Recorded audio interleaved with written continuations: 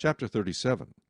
Now Jacob dwelt in the land where his father was a stranger, in the land of Canaan. This is the history of Jacob.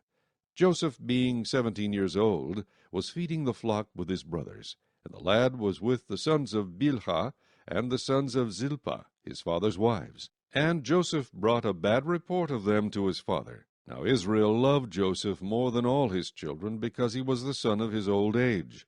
Also he made him a tunic of many colors. But when his brothers saw that their father loved him more than all his brothers, they hated him, and could not speak peaceably to him. Now Joseph had a dream, and he told it to his brothers, and they hated him even more. So he said to them, Please hear this dream which I have dreamed. There we were, binding sheaves in the field.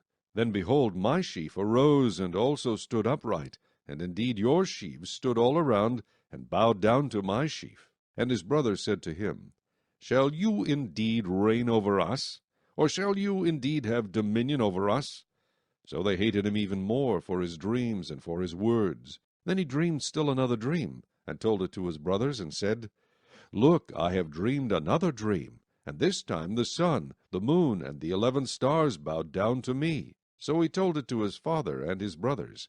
And his father rebuked him, and said to him, What is this dream that you have dreamed? Shall your mother and I and your brothers indeed come to bow down to the earth before you? And his brothers envied him, but his father kept the matter in mind. Then his brothers went to feed their father's flock in Shechem. And Israel said to Joseph, Are not your brothers feeding the flock in Shechem? Come, I will send you to them. So he said to him, Here I am. Then he said to him, Please go and see if it is well with your brothers, and well with the flocks, and bring back word to me. So he sent him out of the valley of Hebron, and he went to Shechem. Now a certain man found him, and there he was wandering in the field. And the man asked him, saying, What are you seeking? So he said, I am seeking my brothers. Please tell me where they are feeding their flocks. And the man said, They have departed from here, for I heard them say, Let us go to Dothan. So Joseph went after his brothers, and found them in Dothan. Now when they saw him afar off, even before he came near them, they conspired against him to kill him.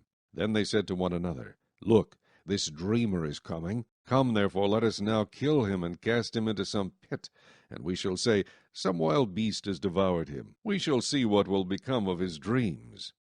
But Reuben heard it, and he delivered him out of their hands, and said, Let us not kill him.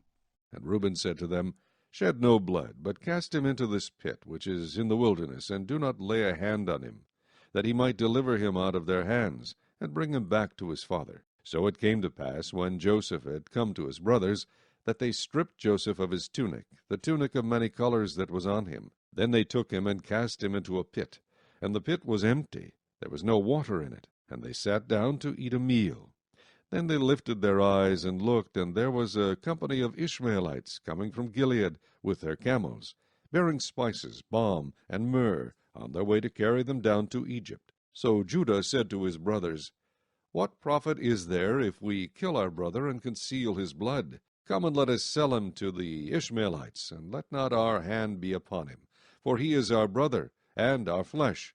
And his brothers listened. Then Midianite traders passed by. So the brothers pulled Joseph up, and lifted him out of the pit, and sold him to the Ishmaelites for 20 shekels of silver. And they took Joseph to Egypt. Then Reuben returned to the pit, and indeed Joseph was not in the pit, and he tore his clothes. And he returned to his brothers, and said, The lad is no more, and I, where shall I go? So they took Joseph's tunic, killed a kid of the goats, and dipped the tunic in the blood. Then they sent the tunic of many colors, and they brought it to their father, and said, We have found this. Do you know whether it is your son's tunic or not? And he recognized it, and said, It is my son's tunic. A wild beast has devoured him. Without doubt Joseph is torn to pieces. Then Jacob tore his clothes, put sackcloth on his waist, and mourned for his son many days. And all his sons and all his daughters arose to comfort him, but he refused to be comforted. And he said, For I shall go down into the grave to my son in mourning. Thus his father wept for him. Now the Midianites had sold him in Egypt to Potiphar, an officer of Pharaoh and captain of the guard.